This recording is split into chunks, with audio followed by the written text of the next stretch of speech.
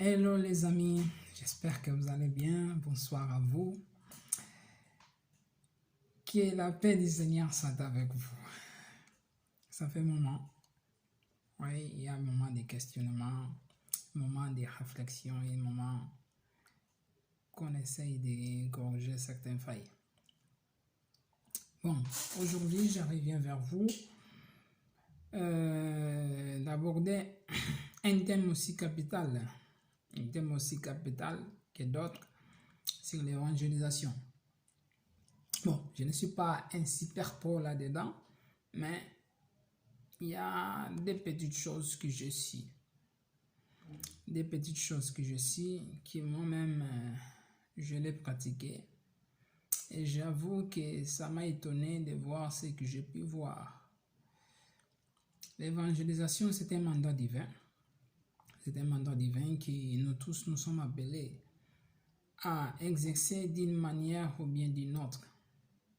L'évangélisation, par notre façon d'être, par notre façon de parler, notre façon d'agir, notre amour envers les autres, témoigner Christ par le prospectus, sur des paroles d'encouragement. En fait, il y a plusieurs moyens d'en témoigner. Mais aujourd'hui, si je peux parler l'évangélisation de la rue, il y a des types de choses qu'on doit savoir. En toute chose, l'évangélisation, c'est quelque chose qui est bénéfique. C'est quelque chose qui est bénéfique parce que lorsque toi, tu connais déjà le Seigneur, tu dois aussi donc les transmettre à d'autres. Mais il y a quelque chose, comme souvent on fait beaucoup des erreurs. On ne fait pas l'évangélisation pour faire l'évangélisation.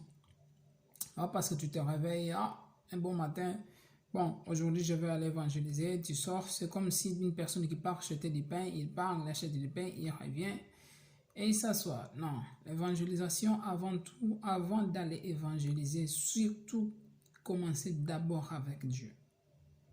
Commencez d'abord avec Dieu. Demandez l'aide de Dieu.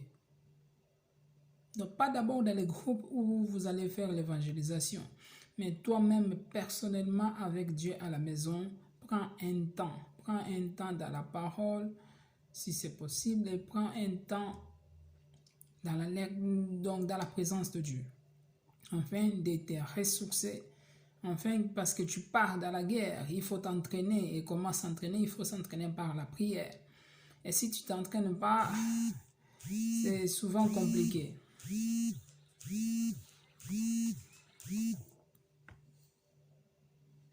Si tu t'entraînes pas, c'est souvent compliqué. Donc, étant que soldat de Christ, donc nous devons apprendre, et lorsque nous partons à la guerre, nous préparer déjà dans la prière, parce qu'il y a des attaques qui vont venir. Il y a des attaques physiques et des attaques spirituelles, parce que tout est spirituel. Parce que je me souviens, une fois, je me suis préparé dans la prière, je suis parti pour aller évangéliser dans les métros. Je t'avoue, tout s'est bien passé, mais on a vu des choses. Il y a eu des menaces, même si ce n'était pas physique. Donc tu prêches, il y a quelqu'un qui te fait des signes de loin. Il y a l'autre même, il y a un frère qui était en train d'évangéliser, donc l'autre il a commencé à crier, ouais, tu fais des bruits là, tu fais des bruits, tu arrêtes. Donc c'est démoralisant. Donc si tu n'étais pas prêt dans la prière, donc tu peux être vite fait déséquilibré. Parce qu'il y a d'autres même, lorsque un élève la voix, après il y a les soulèvements des autres. Donc il faut vraiment préparer le terrain par la prière avant de sortir, avant même de commencer l'évangélisation. Si tu as prié à la maison et même donc dans votre groupe où vous allez être, il faut d'abord commencer par la prière. La plupart du temps, nous prions par la maison, mais nous voulons aller prier donc dans les groupes que nous voulons aller évangéliser. c'est un piège. Il faut d'abord prier à la maison toi-même avec Dieu et après avec les autres. Et lorsque on évangélise, et si on gagne une âme dans le Seigneur, si on gagne une âme dans le Seigneur, quelqu'un qui était perdu, qui est revenu à Christ, sincèrement, il faut déjà rendre gloire à Dieu, c'est vrai, mais une fois la personne est partie, vous devez prendre un temps pour arroser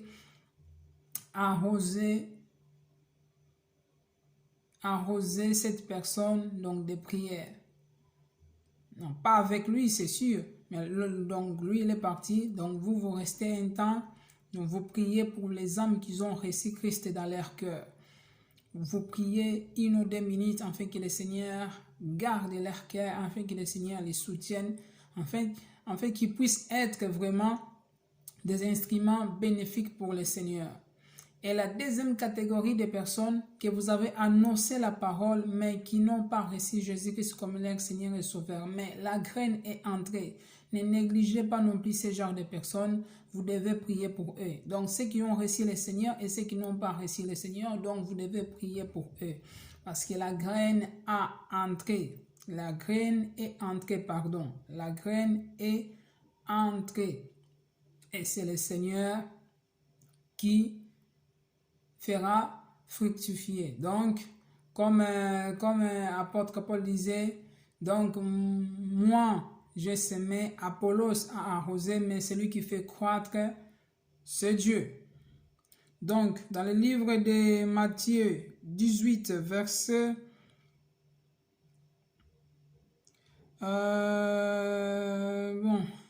Matthieu 18, 12 à 14. Matthieu 18, 12 à 14. La Bible dit que vous en ensemble, si un homme a 100 brebis et que l'une d'elles s'égare, ne laisse-t-il pas les 99 autres pour aller chercher une seule?